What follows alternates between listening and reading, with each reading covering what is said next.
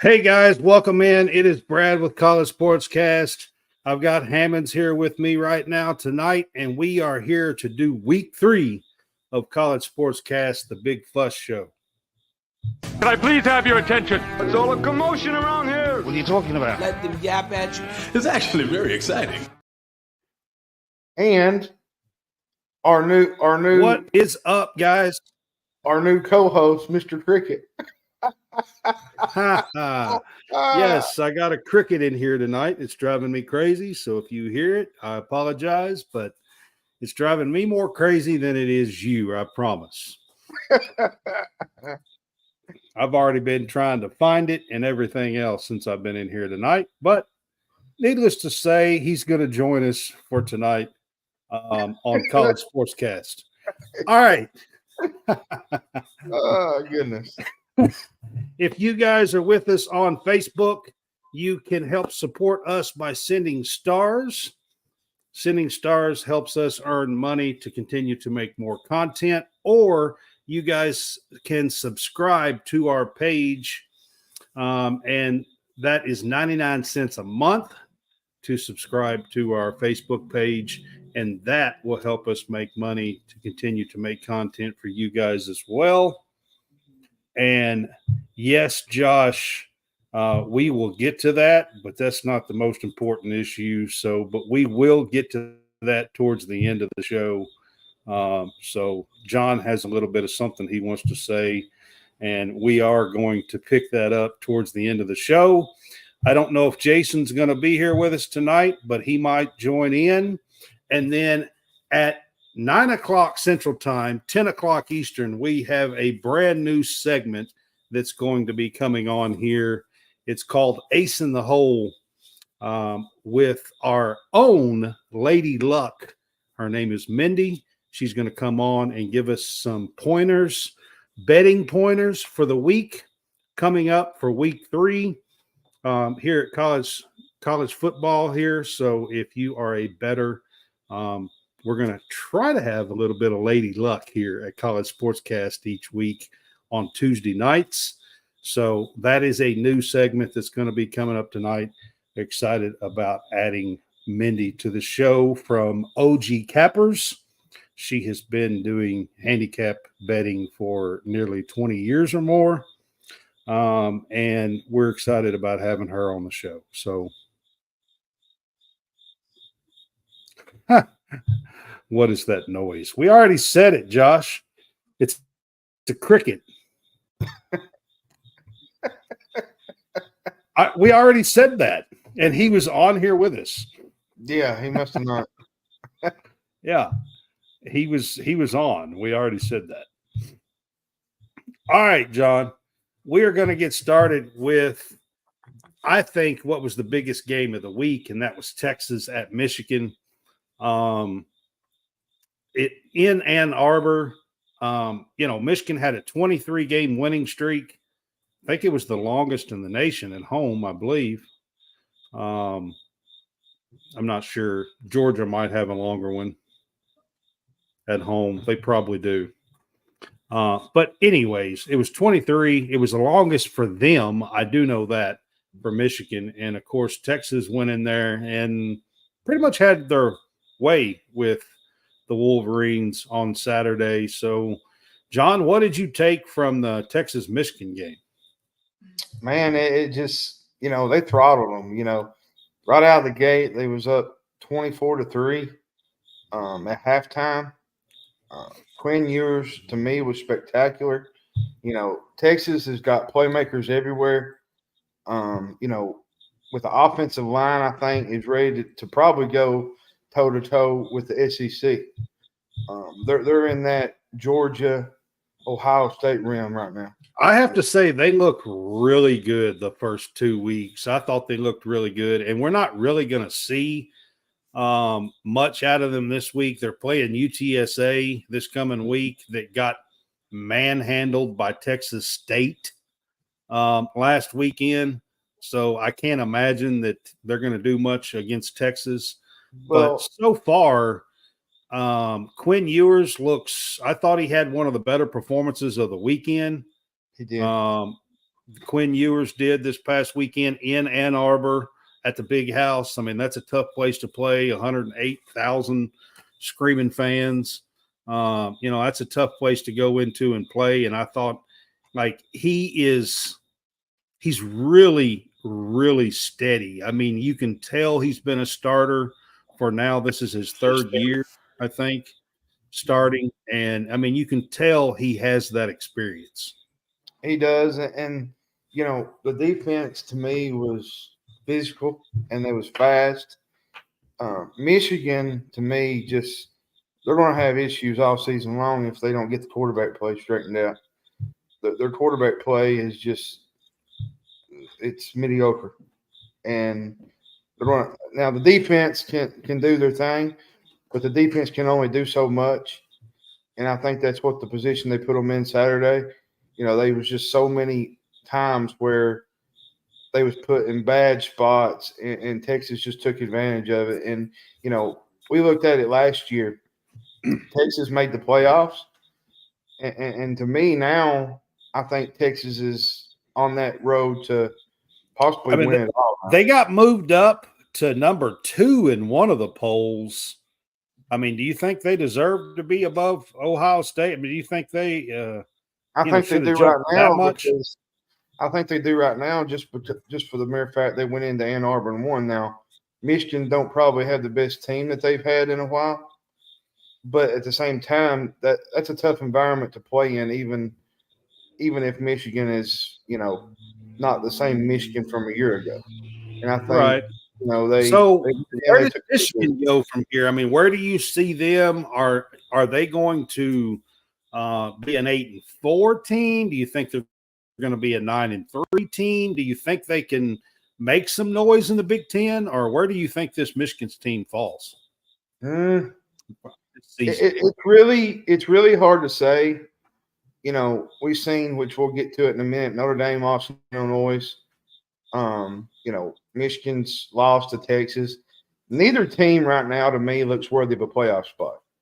But that doesn't mean that, the picture can't change, especially with the 12-team format. That's new to everybody. Right. With ranking the teams. The question to me is how much better can Notre Dame and Michigan really get? If they can prove to the committee that they're worth a spot, I think they can get in there. But not only do they need to play better, they need to they have to run the table and beat some ranked opponents to along the way to get back into this race. I mean, I'm going to be honest with you. The next one that we were going to talk about is the Northern Illinois at Notre Dame game. And I mean, for me, Notre Dame, when you looked at their schedule after them beating Texas A&M at Kyle Field in week 1, when you looked at their schedule kind of set up.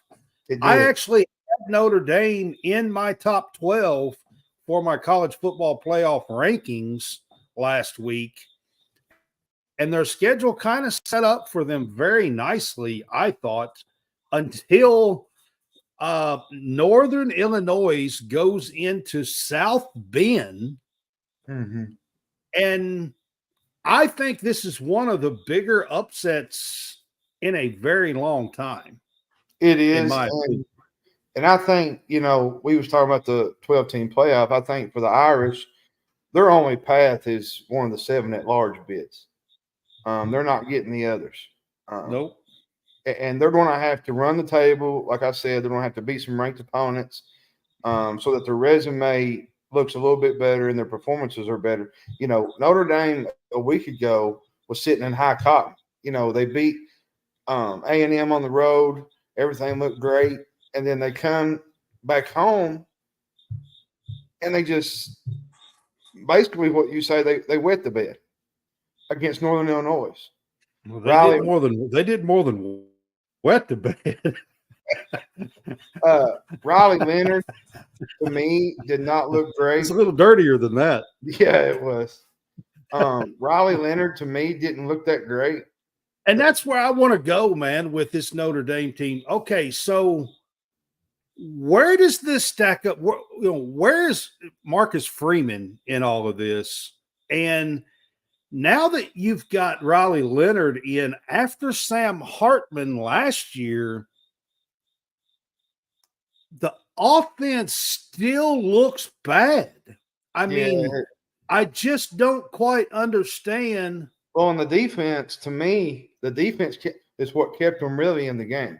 The defense. Yeah, I mean, their defense looks good, but I'm telling y'all, to have the quarterbacks that Freeman has had the last now 2 years, games in. Here's the question I want to know is, how does quarterbacks do great at other spots and they go to Notre Dame and it's just like they're a completely different quarterback?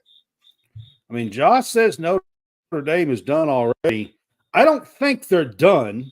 The 12-team playoff, I mean, if they run the table, and if you look at their schedule, I mean, they could, if they put it together, outside of USC at the end. I mean, I don't think that they are done just yet. I don't think so either. I'm not quite there yet. I mean, it was a bad loss, very bad, especially happening in South Bend. I mean, that just doesn't happen. And I think that that's one of the most biggest upsets. Now, let's talk about Northern Illinois and their coach. And they are a team that has more seniors that have stayed with their program than almost anybody else in the country. They're like second or third in the nation. They have 21 seniors on this team that have stayed the course in the transfer portal era with their coach at Northern Illinois. And NIU comes in and gets this huge win. And I mean, their coach, Thomas Hammock, I think is his name, was on College Football Live earlier today. He was on there. I mean, this is big for this program in Northern Illinois, NIU. Well, and there was a time, and they even they had an interview with PJ Fleck. If most people don't know, PJ Fleck used to play at Northern Illinois back in the day, and they had some really good teams with Northern Illinois. And he was really happy for Coach Hammock. What I really loved about the win was after the game, they interviewed Coach Hammock, and he was very emotional. Just a great interview. They're in South Bend. I mean, it was just huge for them in this program. It was. But like you said, I think, we can't really go off of all this because if it was a 4-team playoff, Josh, and they lose to Northern Illinois here, I could understand if it was 4 teams, but you've got a 12-team playoff now. You got a chance to right the ship, but you're going to have to right the ship pretty much unscathed probably the rest of the year. All the way to the USC game for sure. You're not going to be able to just all the way to the USC game, which is the last game of the year. They have to be unscathed, I think. And what I was saying, Brad, I just want to know how a quarterback, like we look at Sam Hartman last year, we look at Riley Leonard this year. I want to know. They play so great in the ACC at Wake and at Duke, and now they've come to Notre Dame, and that's what – what is this saying about Marcus Freeman? And I'm going to be honest with you. This is Notre Dame football. So, is Freeman's job on the line here? Let's be honest. I don't think it's on the line yet, but you can't drop the kind of games that he's dropped the last. He lost to Marshall last year. Yeah, he lost to Northern Illinois this year. You can't drop that. I think it was the second or third game last year that this happened. You just simply can't drop those games. This is Notre Dame, and you just can't do it. All right, I'm going to get to another one here, and y'all are talking about being on your high horse and that kind of stuff, and ranting a little bit. I got some stuff to say about Kansas State at Tulane. Tulane played their asses off, had several leads. Kansas State was fighting back. I thought the Big 12 officiating crew in this game down the stretch was just terrible.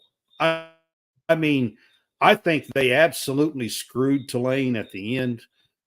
They did not call a pass and interference call with 12 seconds to go in the end zone, where the guy basically run over Tulane's receiver. And then with like 5 seconds to go, they negated a TD that Tulane did get. They called it a TD, but somebody else threw a flag for offensive pass interference.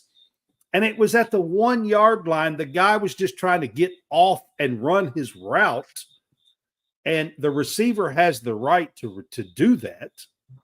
And I'm going to be honest with you. This Big 12 crew, officiating crew, was horrendous.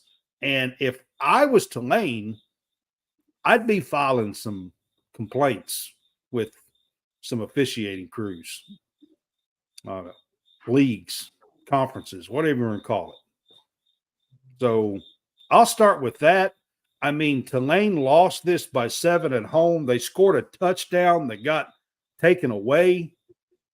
I thought this Tulane team played great, and they go to Oklahoma either this coming week or next week. I think it's this week. I believe it is this week. And Oklahoma didn't look great this week either. And this Tulane team is playing some football. Mm-hmm. Did you watch any of this game? Oh, I was at the game. I didn't see none of it. Oh, that's right. That's right. You didn't get to see any of this game. I'm telling you, Tulane looks great. And I thought they should have had a chance to beat Kansas State in that game. And then the next one that was playing about the same time was the Arkansas-Oklahoma State game that was playing about the same time as this game. And Arkansas led – they were up 21-7 at halftime, okay? Mm-hmm. Arkansas led most of this game. In the fourth quarter, they did catch them. Oklahoma State took a lead. Arkansas tied it back. But they kicked field goals at the end of regulation with basically under 2 minutes to go, both teams, and it went into overtime 31-30. Arkansas made some mistakes, some penalties. And Arkansas in overtime didn't look good. I mean, they didn't even look like they were wanting to score, to be honest with you. They didn't look good. Of course, I was at the UK Oklahoma game State and scored on their second possession. And on the second possession, you have to, according to the rules, go for 2. So they wound up winning 39-31. Well, and in the second. I was at the game and overtime. I was kind of checking scores from stuff, and I looked up and it was Oklahoma State. They was behind 21-7 at halftime, and I thought, I was like, maybe Arkansas is better than I thought they was, but in which they are. They're a better team than they was a year ago. But you can't make the mistakes and have the penalties and the things that they had on the road and expect to come out of there with a win, and especially in a place like Stillwater. They bet the points. That's why they looked terrible in overtime. This is a game, both of these games, I lost both of these games in our pick'ems and in bets and stuff by 1.5. Both. 1.5. I lost both of them. So, I mean, sometimes you win some, sometimes you don't, especially when you're betting points. That's just the way it is. But I lost both of those games by 1.5. All right, let's get to a couple of big nighttime games that happened on Saturday night. The first one I want to get to, John, is Tennessee over North Carolina State in Charlotte. I mean, they basically just ran over the Wolfpack. They did. Charlotte. When I look at this Tennessee team, I look at how elite their offense is. Their defense is really good. under Tim Banks. I'm going to tell you something. Nico Iamaleava might be the Heisman runner to me. I'm not ready to go that far, but he's looking very good for a he's redshirt doing freshman. things that, I mean, some people knew that he would do, but they didn't think he would do it this quick. And I think he's proven that. You know, the receivers they got in Squirrel White, they got Brew McCoy, they got Brazil from Tulane. And that ain't even to add that they got Dylan Sampson in the backfield. And they got so many weapons that they can use. And listen to this stat. They held NC State, many thought would be a really great NC State team. NC State has a tremendous wide receiver that could be 143 total yards. Yeah. I mean, I'm not taking away because this NC State team is a pretty good team that's going to be towards the top of the ACC when the season's all said and done. If they're not, I'll be shocked. And Tennessee's defense, also, this is another stat that I pulled up yesterday.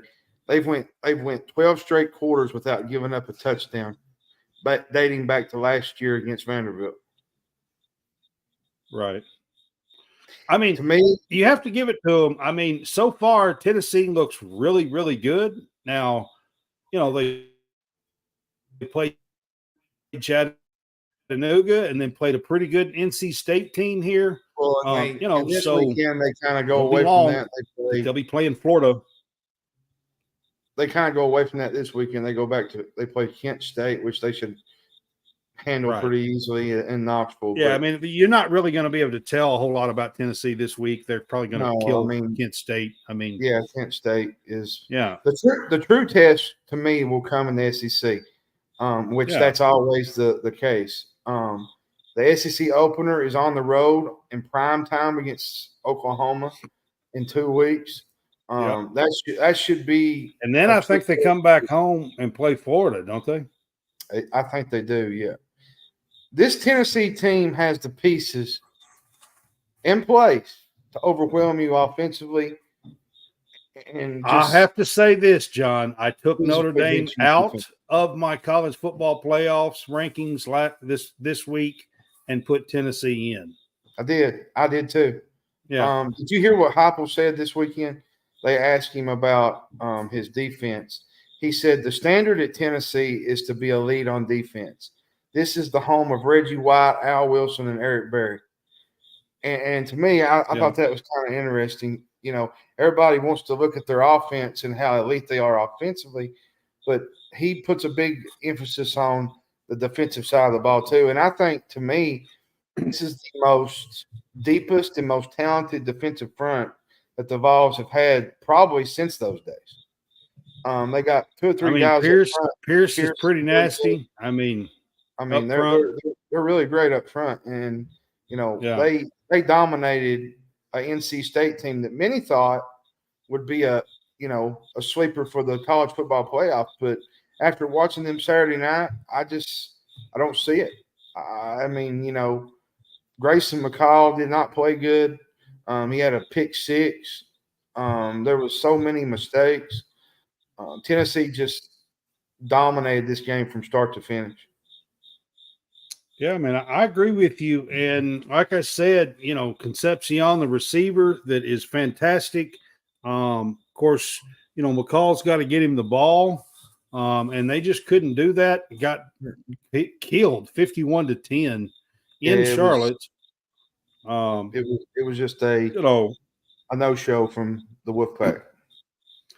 Yeah, I mean, that's a big time win for Tennessee early in the season here for the Vols, and they made a jump in the polls and in the rankings because of it. Yeah, and another team made a jump. USC made a jump to I think 7th. So yeah, they did. Which they beat Utah State. They're not a great football team.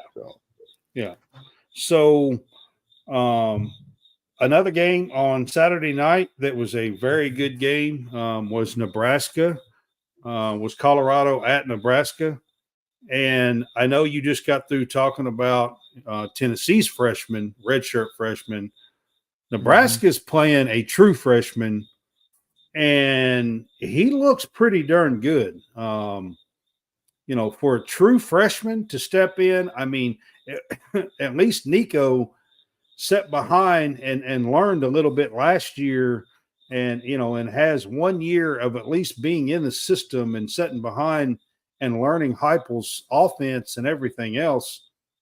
I mean, Dylan Raiola is a true freshman coming in and looking like this for Nebraska. Looking like That's Patrick tough. Mahomes. Looking like Patrick Mahomes. Yep, Mahomes. Yep, doing the impressions. I mean, I know that's a little much, but here's what I want to say. I kind of want to go back to Colorado. They're supposed to have an improved offensive line, right? It's every bit a disaster that it was a year ago. Deion's. I mean, they only went out and signed like 15 offensive linemen or something. I mean, in the portal in high school. All summer about how improved the talent was in offensive line and what they had this year. After watching him play against Nebraska, Shadur Sanders, he spent the afternoon or the evening rather under duress every single play. He was sacked 5 times. They was not able to run the ball, and they managed just 10 points. And then they had right out of the gate, they had a pick 6, which kind of just changed the game completely right out of the gate. Well, I mean, they were at halftime of that game. It was, I mean, they were going to have to make an enormous comeback to even. And here's my thing: for all the hype that Deion has brought to this program, this team don't even look nothing competitive, relevant to what he says that they are. They're fortunate they didn't even beat FCS North Dakota State in week 1. And I'm going to be honest with you, this week, they play Colorado State, which is not a bad team. And if they lose that game, a bad team. They're a decent team. And if they lose that game, they're going to be 1-2 going into Big 12 play. Like, where does that? How do you go? Which I get from 1 year to the next, you got to improve, but you're not even improved. Here's my thing about Deion in Colorado. Okay, so Deion really hasn't changed his stripes all that much. Okay, and by that, I'm saying Deion was always a showman. He was always a showboat, flashy, a showman. He was always that way. He was that way when he played. However, when he played and it was just him he was worried about, he had all the talent in the world to back that up. The difference here is that Deion still tries to be that flashy showman, okay? But he's only got 2 or 3 players that are worthy enough to back that up. And when you are a coach of an entire team,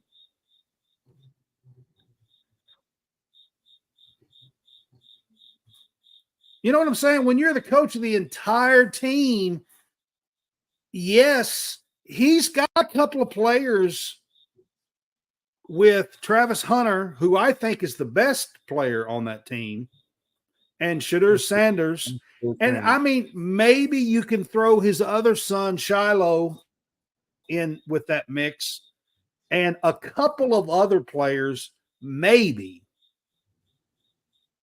But outside of that, you got 18 spots or 19 spots to fill, and backups and special teams and everything else. And he just can't back it up because there's so many other factors and players that have to perform. And he's trying to still be this flashy showman, boasting, and it's just not working, if you ask me. No, it's not. That's my deal with Dion and But Colorado. On the other side, you know, but on the other side, I look at Nebraska. This team is much improved at quarterback. Their defense caused a lot of pressure Saturday, which we won't really know much about Nebraska until they really get into the top level of the Big Ten. But I'll be honest with you, this Nebraska team has a really opportunity here to be in the mix for the Big Ten championship. Because their schedule sets up really well. And they finally got a quarterback now.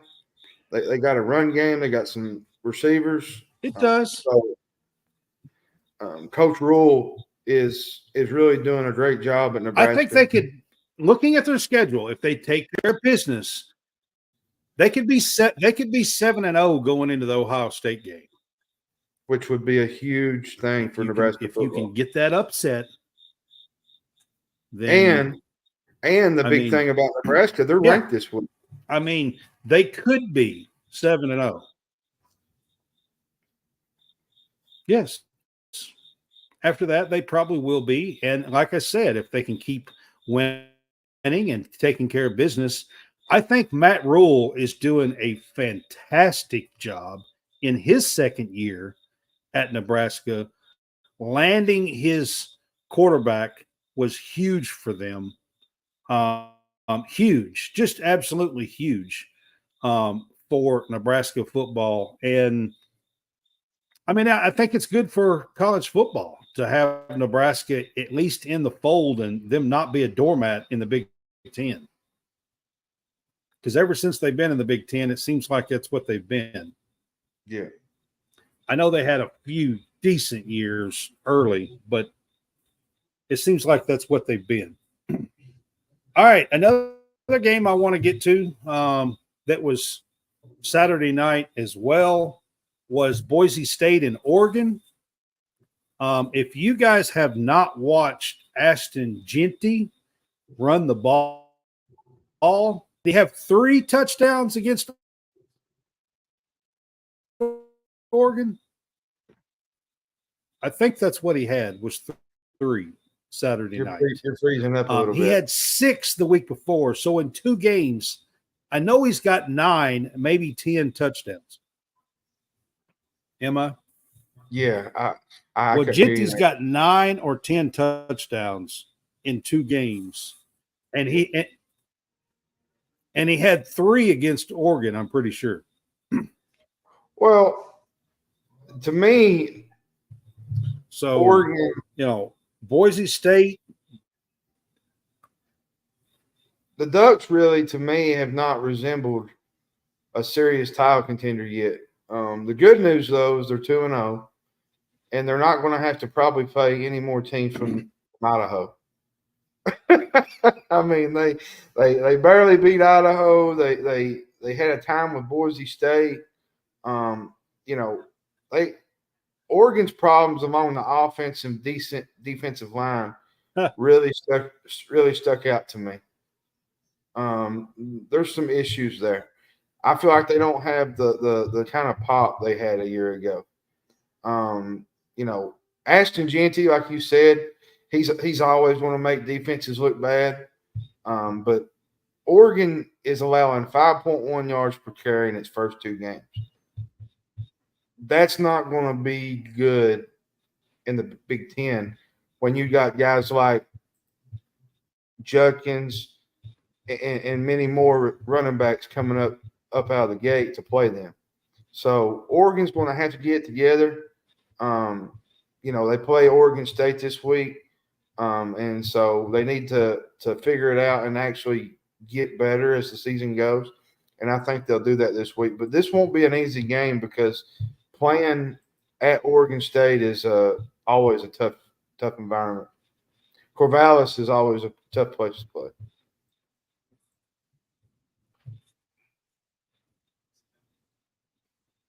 I agree.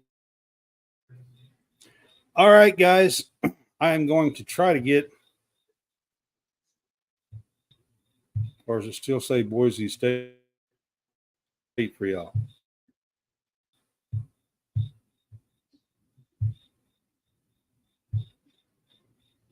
There it is. All right. So at the bottom of the screen, this year we are on there for all of our episodes. I am going to let Howie You do need a little new bit of entertainment. talking about You the need Real full Fresh length channel. content. You need the Real Fresh channel. Hey, I'm How Fresh from the Real Fresh channel. Subscribe today on YouTube. We have new content. We are a network of podcasters putting out new stuff every single day. Whether you need sports, pro or college, whether you need comedies, whether you need pop culture, whether you need wrestling, we've got so much content on there. Gaming, check it out. Live, not live, we've got it all. The Real Fresh channel. Subscribe today.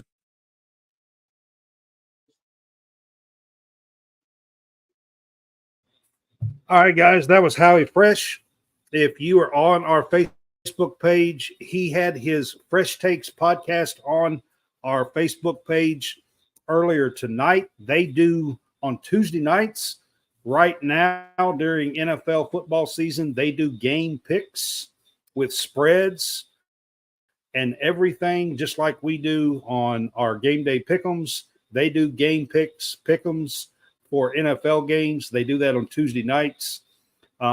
Join us at College SportsCast for that, and go to the Real Fresh channel and subscribe on YouTube as well. And we are proud to have Howie Fresh and the Real Fresh channel as part of College SportsCast. Next segment here. All right. The new poll. New poll come out on Sunday. And for the first time ever,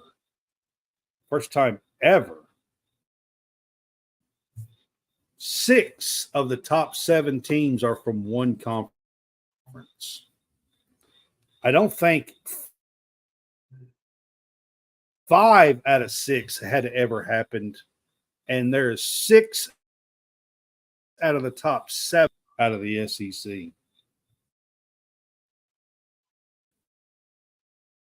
What do you think about that, John? SEC is, they've been dominant over the years, and they just continue to get better. They've added Oklahoma and Texas now. And I'll get to my rant later on in the night, but, there's teams in there that, had done some really good things, but now that they're adding Oklahoma and Texas, it's going to get a little bit harder now. And, the SEC is going to get a lot tougher every single year. And, there's been talk that they're probably going to go to a 12-team schedule. Greg Sankey had mentioned something of that nature, where you would cut out a bunch of these non-conference games, which to me is going to be kind of tough for certain teams that are in the SEC, because you mean a 9-game schedule or a 9-game schedule. I'm sorry. You said a 12-game schedule. Yeah, I meant 9. That's what I meant. And now it's going to be a lot tougher for teams to come in here and just win anymore. It's going to be a tough.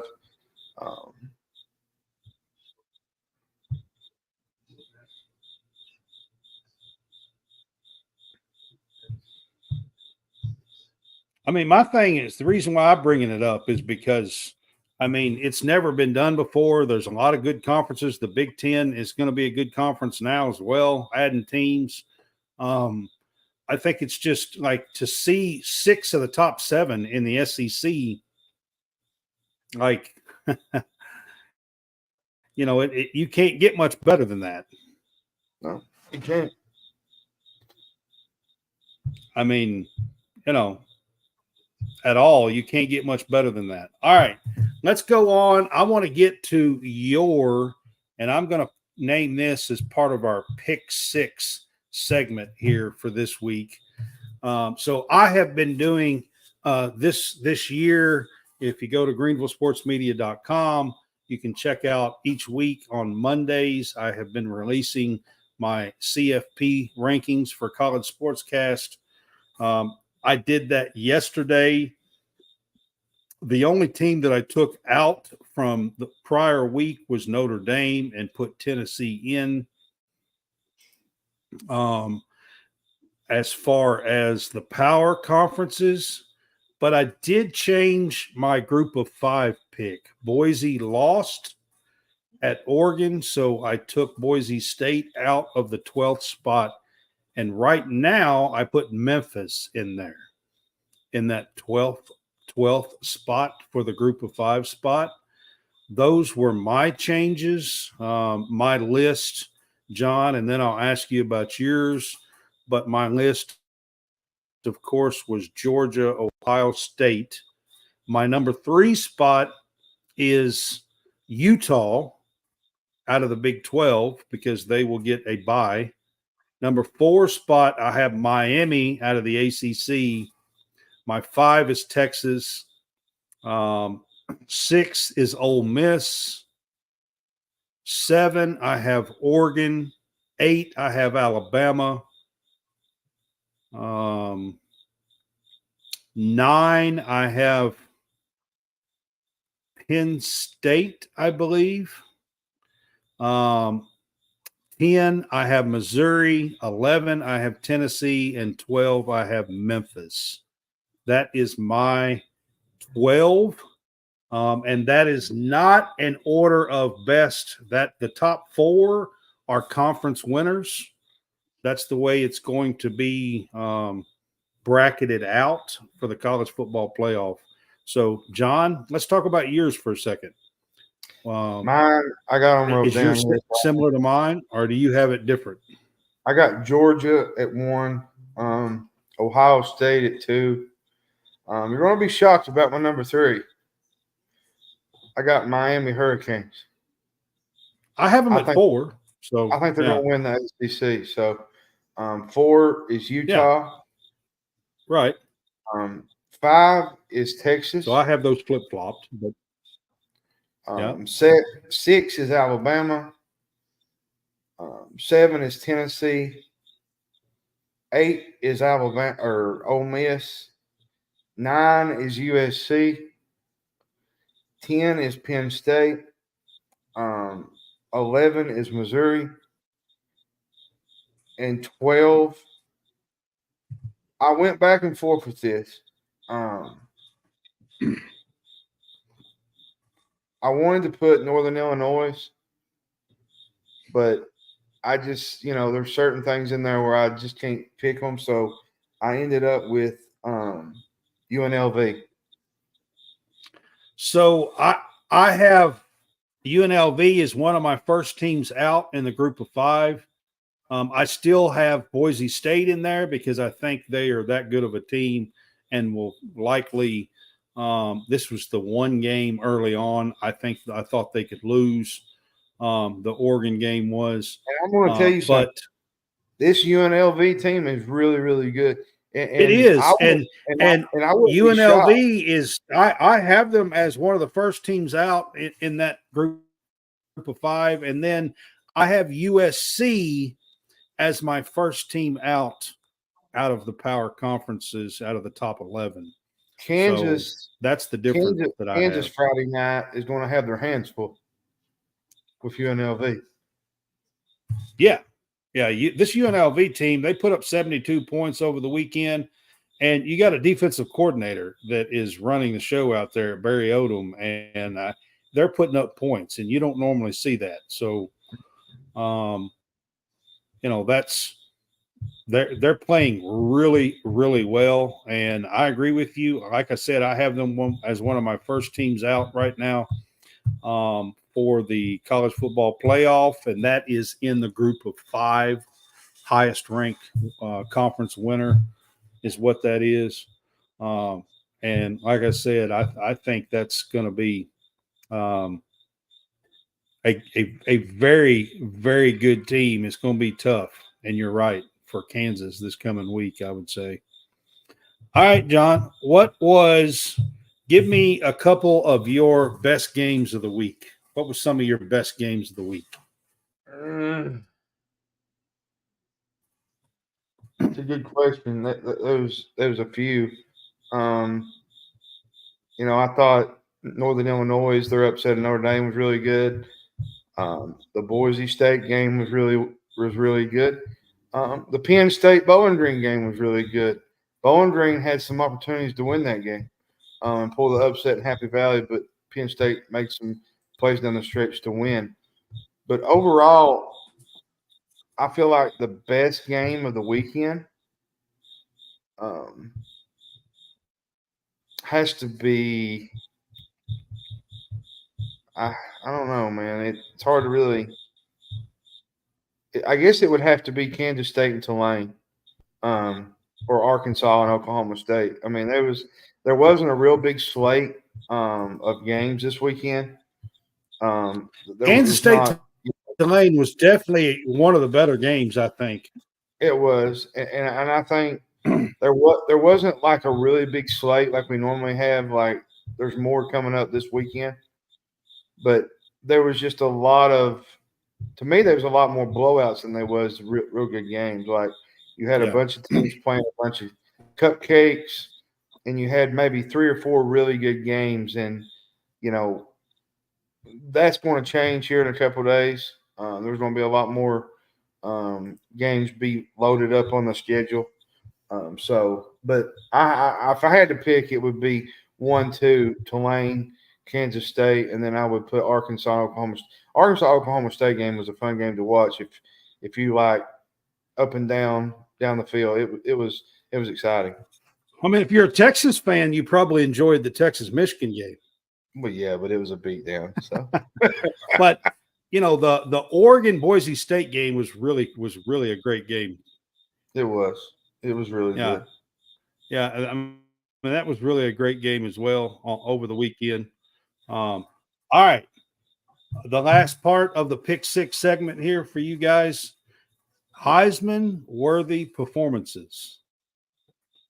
Who in week 2 impressed you the most? We are not going to do, who we think is going to win yet. I think it's too early in the season. I think the first half we'll probably do these Heisman worthy performances.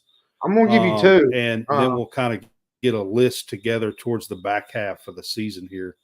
I'm going to give you 2. Ashton Jeanty from Boise State was 1. And then, man, I'm going to tell you something. If you've not watched Dylan Stewart play for South Carolina, I mean, he's just a true freshman, a 5-star.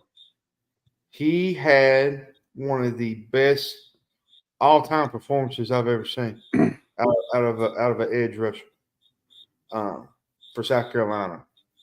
I felt like it was in the backfield nonstop every single play.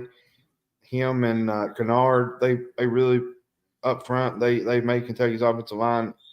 I mean, they basically went away from dropping back. So yeah, and I felt like he was a big plus, and he's just a freshman.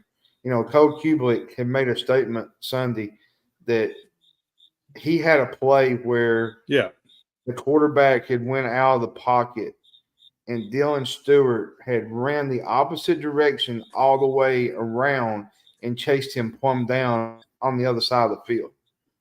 And that's just a true freshman, folks. And he's a 5-star. So, to me, I would put Dylan Stewart in the mix with Jeanty is definitely right up there again.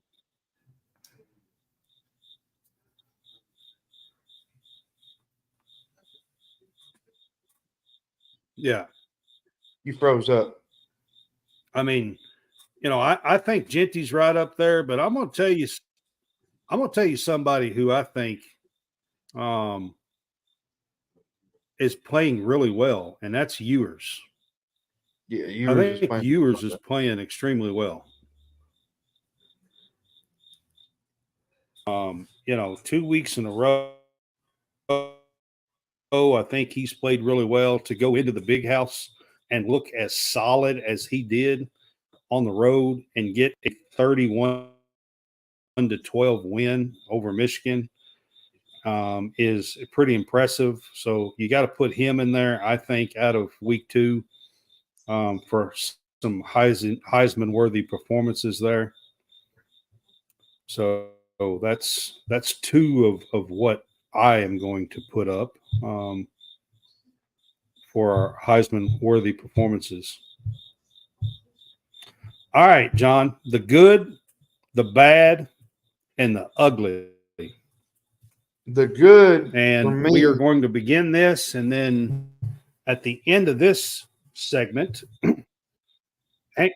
hang on just a second. We're going to begin this, and at the end of this segment, we will likely have Mindy join us for our new Ace in the Hole segment. And we're excited to have her come on here in just a few minutes. We've got about 7 or 8 minutes here to go through the good, the bad, and the ugly for week 2 of college football. So we're going to take kind of our time, get through this segment here before Mindy comes on. So, John, you don't have to come up with just one. You can do 2 maybe if you want. But what's your good out of week 2 in college football? Texas, going to the big house and taking care of business. I felt like that they just completely dominated that game from start to finish, defensively, offensively. My second one would be Tennessee. I felt like this would be a closer game than most people thought, but Tennessee made sure that didn't happen, and they just took advantage of, the things the mistakes the NC State made, and they just blew them out on national television. The bad would have to be Auburn.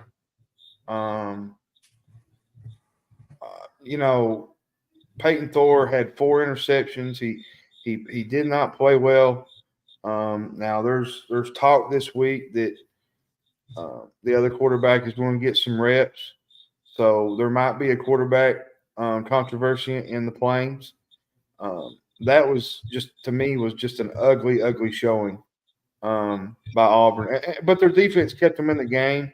California made some plays that they needed to make, and they made the game, and they won. But I still think that was the bad. And another bad would be, I guess it would be Notre Dame. I get that it's probably ugly, but I just feel like, Notre Dame should win this game. But Northern Illinois is not a bad team. They got a really good offensive line. They got a good, decent quarterback. They just made plays that Notre Dame didn't. And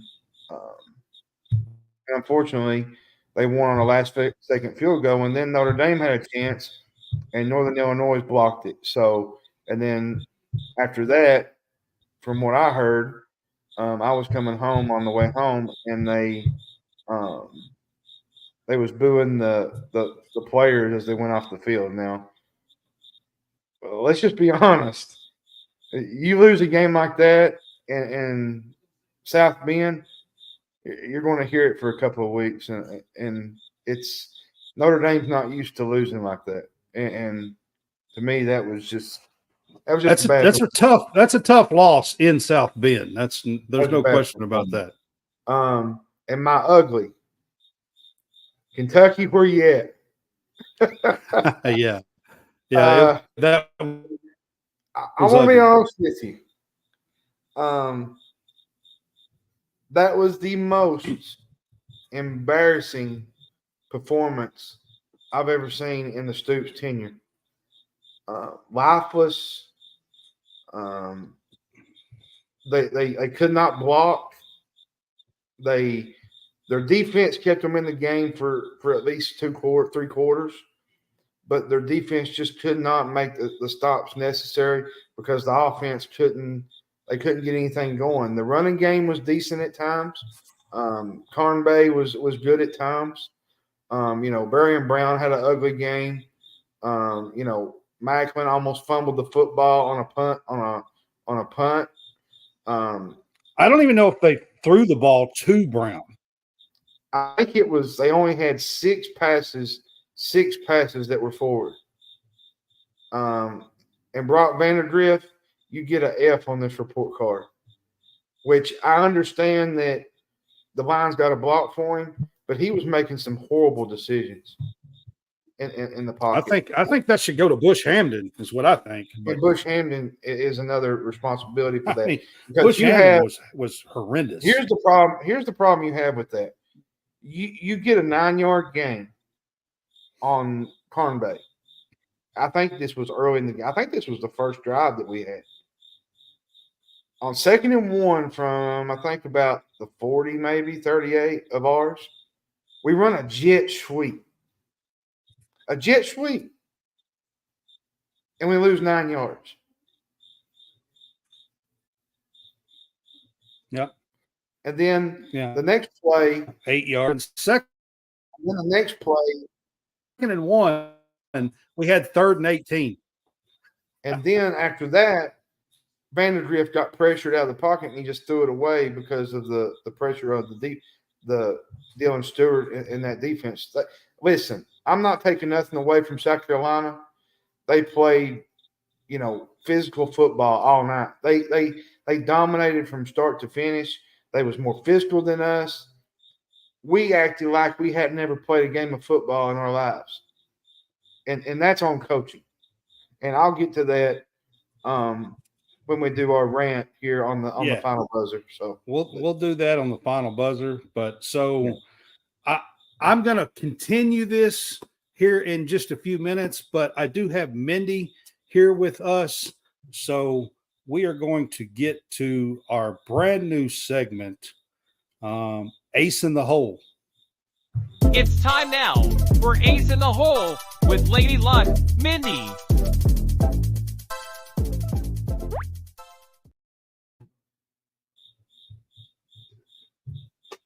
Sweet intro. Thank you. Yeah, I tried to get you a little bit of an intro there. I like it. It's not fantastic or nothing, but I put something together there for you to have a little bit of an intro there for you. I appreciate it. Yeah.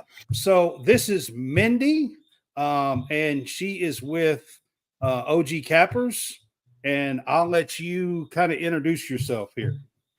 Yeah, so I am a professional handicapper. That's what I do, right? So I've been doing this since about 2019, professionally. It started when I was an 8-year-old young gal. My dad was a terrible sports bettor. And so from there, I always thought that there had to be a better way to do things instead of my dad being like, all right, it's Monday Night Football. And, suddenly, we're down $800. Who do you like, Redskins or Giants? Right. So. Right. Yeah. Yeah. There's surely a better pattern to all this or something. Right. Yeah. So I thought there had to be a better way. Right. So everything that I do is based off of analytics. I'm not your gal that knows all of the players out there. That's not me. Right. I've tried to come up with a system where I don't have to care as much about injuries and things like this. I play a lot of the numbers. So I have a certain variance in my modeling, and I compare those to Vegas opening lines.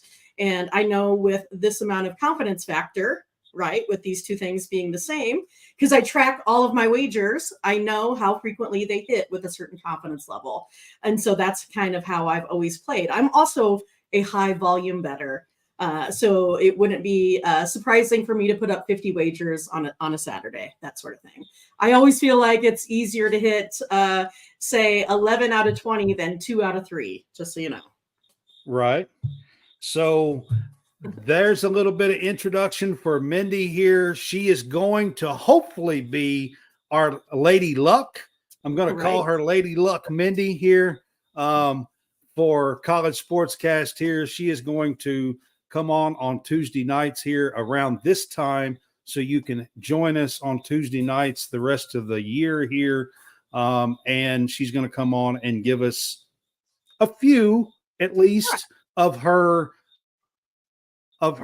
best picks or hottest picks or whatever she wants to come up with. I will say this before we get started here with our picks, with your picks, Mindy. She is a Nebraska fan, so she's probably in a pretty good mood over the first couple of weeks here with Nebraska and Matt Rule and what Dylan Raiola is doing, or Patrick Mahomes II, or whatever you want to call it. Yeah, little Cuzzo. Yeah. Whatever you want to call him today. But he's doing really well, and Nebraska's playing good. So I know you're happy with the Cornhuskers, the way things have gone so far.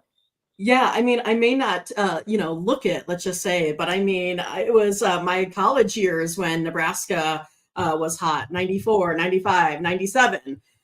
So, I mean, I was really familiar with Nebraska and the dynasties that they had for a really long time. And then it was one of those things that with, the aging of Tom Osborne and then some, Solich, and then some folks not being happy with Pelini. I was always a Pelini fan. I like winners, and, it kind of went to a different type of culture change in Nebraska. And so I kind of feel like maybe we're getting a little bit of the culture back, bringing back the black shirts, bringing back the walk-on program, having a lot of homegrown folks, because that's kind of what you have to do. I mean, Lincoln, I'm not sure if you guys know, but there is nothing to do there. I mean, it's getting better, but it used to be that, like with Tom Osborne, you can watch the corn grow.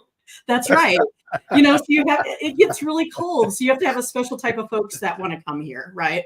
And that's usually those that are born and bred. Well, I have a guy that's part of Greenville Sports Media, which is part of what we are. He does a Nebraska podcast, and his podcast is named Run the Damn Ball. That's his podcast. Yeah. Run the damn ball. Ever since we tried to go to this West Coast offense, it's been a little bit disappointing, because you have to have the right players to do that.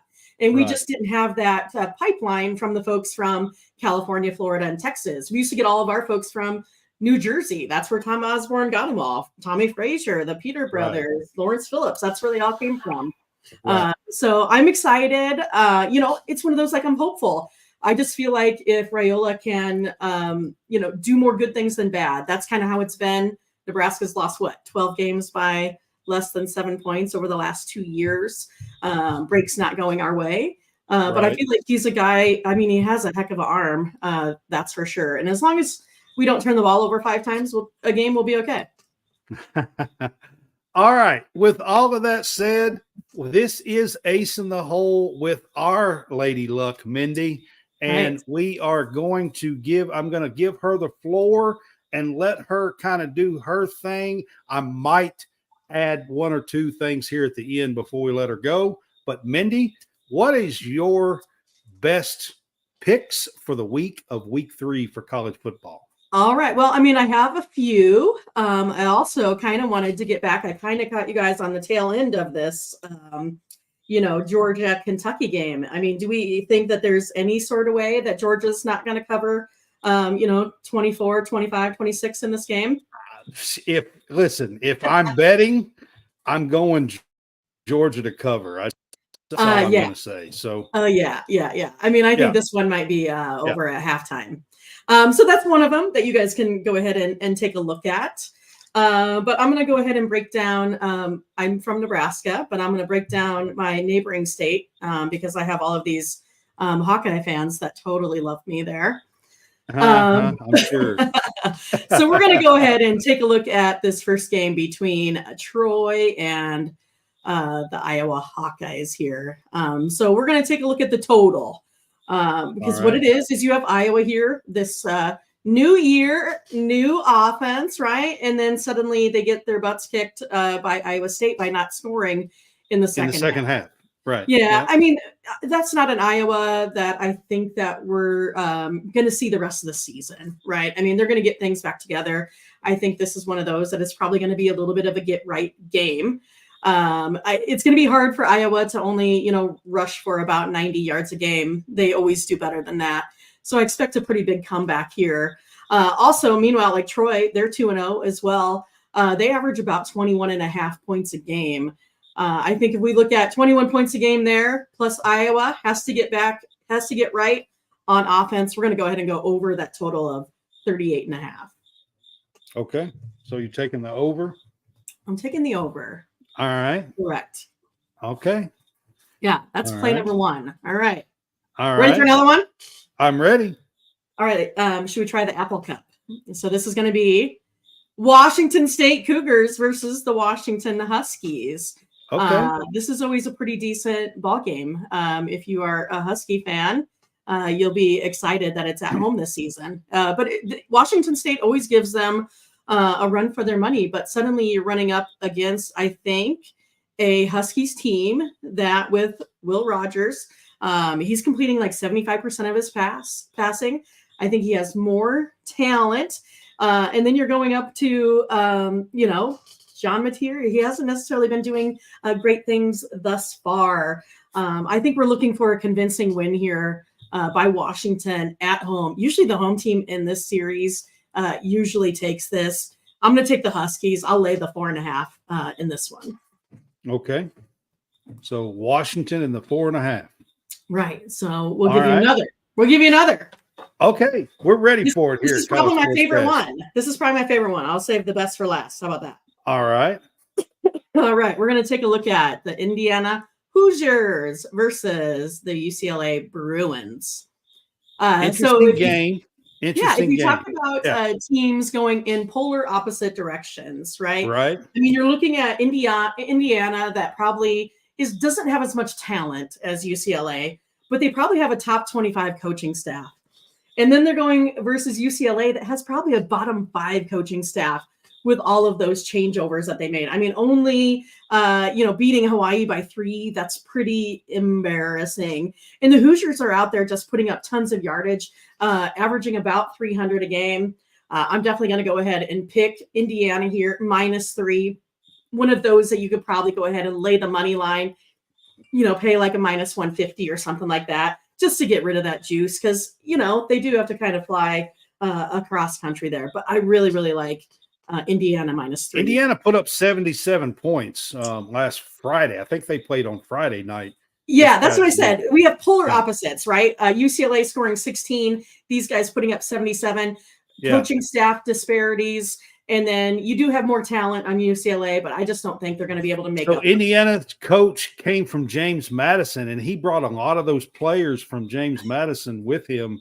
So the talent level, like you said, is probably not there, but they know their coach and they play strong for him. And, they know the offense as well, because they, a lot of them came with him and run the offense last year, James Madison. So but look at it. I mean, early on in the season right now, you're 4th nationally in offense and 6th nationally in defense. It's not too shabby. I like it. No, absolutely. Their coach is getting it done, especially early on.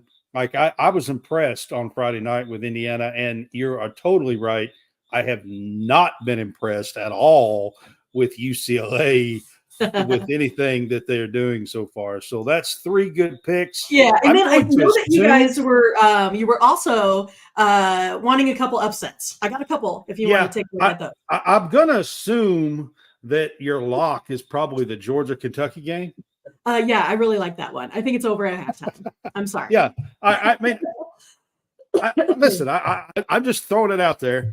All right, and then upset pick of the week. I mean, if you think you've got a couple of upsets possibly here, we would love to have a couple of those. Sure, we'll do a couple upset alerts. This is just going to be a little bit fast, not too much of a breakdown. It's going to be Memphis versus everyone's favorite team, Florida State, right now. I'm going to take Memphis plus 6.5. They may go ahead and just win this one outright. They're more motivated right now.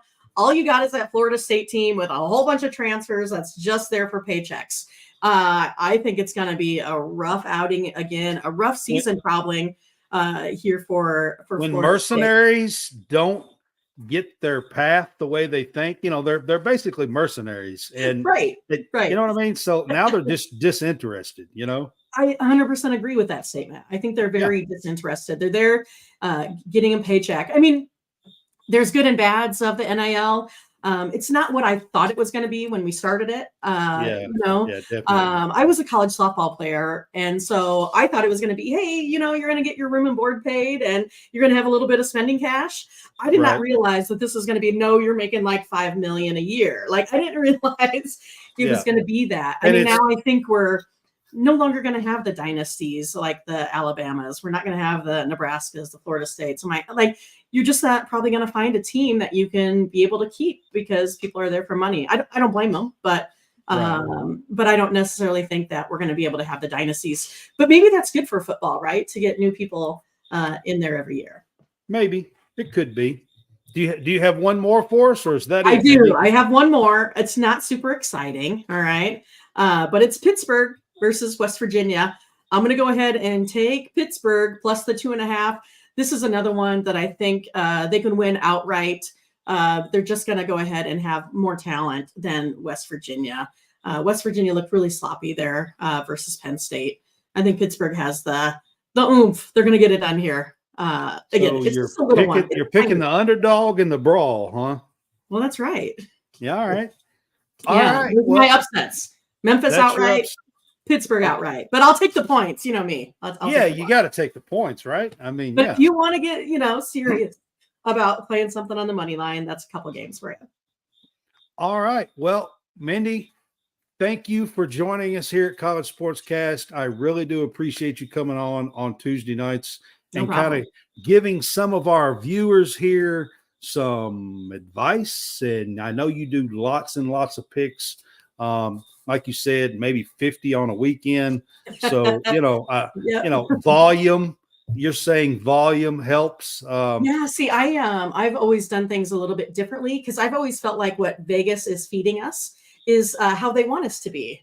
I don't think that's the way to beat Vegas, right? So I'm kind of interested in what you got for the Saints Cowboys Sunday.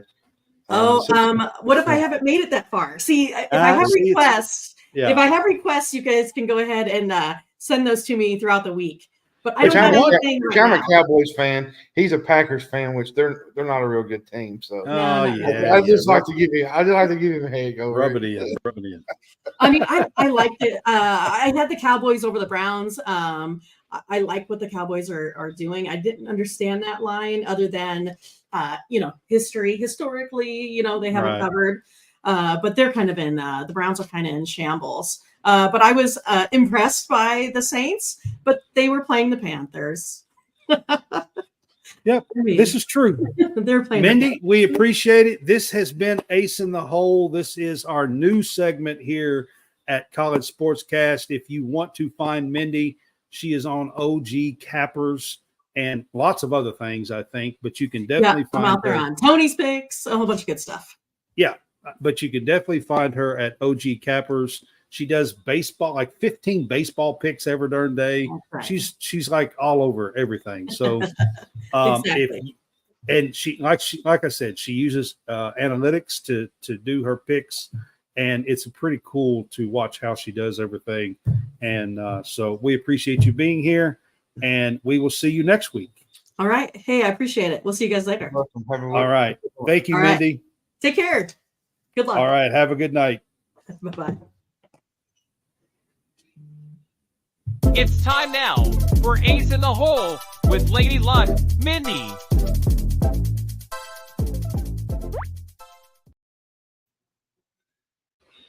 All right, guys, that was Mindy with Ace in the Hole here at College SportsCast.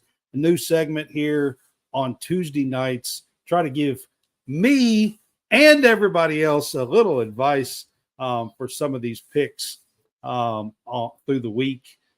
Before games, I thought about doing this on Friday nights, and then I thought, you know what? If I do it on Friday nights, everybody's already going to have their bets in and everything else. So if I do it on Tuesday nights, maybe I can catch some people that don't have bets in. So I thought we would do it on Tuesday nights here. She is going to come on around 9 o'clock-ish Central Time, 10 o'clock Eastern Time on Tuesday nights. And be a part of College SportsCast here for a short segment. I got a quick question. Ace in the Hole. Does she do college basketball too? She does a lot. So, of course, college basketball is not going on. She does quite a bit of pro stuff. I asked her if she'd come on and do some college stuff for us, but she definitely is betting a lot of different stuff, and you can find her as part of the OG Cappers, and there's ogcappers.com, and they're of course on X and all kinds of stuff. She is on OG Cappers. She is with her sister. It's two old ladies, I think, is what they go by. Two old ladies betting, or two old ladies, something like that is what they go by. They're a team and they do it together. Mindy also does some stuff on the side with baseball. It's just her, and has that set up that she was with us in the background and stuff for tonight. So, but anyway, we are happy to have her as part of the show here. Hopefully, she's going to be our Lady Luck. Yeah. Right, John? Yeah. Hopefully, she's going to be our Lady Luck. So, who's your good, bad, and ugly? We was kind of getting back to it. And yeah, I mean, the good, bad, and the ugly for me. I mean, let's face it, Texas going into Michigan is probably one of the goods. You got to also give it to NIU. Like, I think for that program to go into South Bend and pull off that kind of upset is a just miraculous story for college football, to go into a place like that. So those are definitely two good stories. Bad. I agree with you. Peyton Thorne throwing 4 interceptions at Jordan Hare, against California, ACC school coming in, new ACC school coming in there, and beating you at home at Jordan Hare is a tough one. And it's a tough pill to swallow for the Auburn Tiger fans, especially losing at home. There's been a whole lot of rumbling all off season about Peyton Thorne and why Hugh Freeze didn't go out and sign another quarterback, and then second game of the year to cost them like that with 4 interceptions is pretty bad. So I'm going to go with that. And I think too, Michigan and Auburn is kind of in the same boat as with quarterback play. Yeah, they're both. Which Michigan's quarterback probably had a better game than Thorne, but that's not saying much. So right. So, and then the ugly, I'm going to give it to the effort of Kentucky. I just, my thing is this, and it goes down the line. Okay. It starts with the head coach, starts with Stoops, and it goes down the line.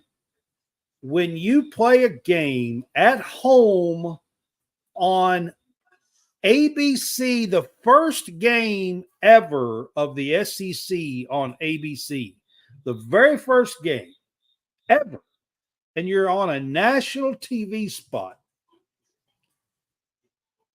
and you just don't have any fire or any effort or any, I think that is what bothered me the most. I mean, at the end of the game, we had 2 picks, one by Vandegrift, one by Wimsatt. And Stoops is just sitting there with his arms crossed in the sidelines and no fire, is not screaming at anybody, isn't pulling nobody and shaking them and trying to fire them up and get them going, or no anything. And I'm going to tell you guys right now, you can't play football that way. There's a lot. You can have all the talent in the world. If you don't have passion and heart to play football, when the whistles are, when the game's going on, from horn to horn, you're going to get your ass handed to you 9 times out of 10, because I don't care if you have all the talent in the world, if you don't have the heart and the passion, football is a tough game and a tough sport. And that's what was missing the other day, Saturday afternoon, evening, from Kentucky. And I think that is just ugly. Like in a spot like that, season getting ready to ramp up, going to have Georgia coming to the house, could have had game day. You had a national TV spot already. And to not have that heart and passion, that's pretty ugly. So that's mine when it comes to that. And that will kind of lead to John's final buzzer here. He kind of wanted to have a little bit of say here on what I was just talking. I'm not going to go Brad Harvey escape like he did Saturday, but I just want to say a few things. You know, there was 3 or 4 things that really bothered me Saturday. The first one was the offensive line. The last, I guess, probably since John Schlarman has been gone, the offensive line has not been great. It's just, and you've recycled these coaches in and out. And then you do the same thing with, and the second part is the OC. You run the football and get 9 yards. And then you do a jet sweep and you lose 9. And then we got a penalty. And then we had to punt because the offensive line couldn't block for Brock. And then the second part, I'm really mad about this. This is what really teased me up, is when Brock Vandagriff had the pick six. Was it the pick six? Was it the third quarter, fourth quarter? I can't remember. It was the third quarter. Third quarter. Third quarter. Late third quarter. It was late third quarter. Stoops was sitting. This is what Stoops was doing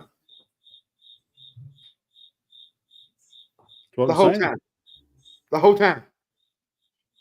Like, and the offensive line part, John, part of that is effort and will and want to. And where is Stoops' fire that he had when he first got there? Where is the motivation that Stoops wanted, that Stoops had when he was there? There's nothing. Like, I listened to the call-in show last night, the Mark Stoops show. He looks defeated.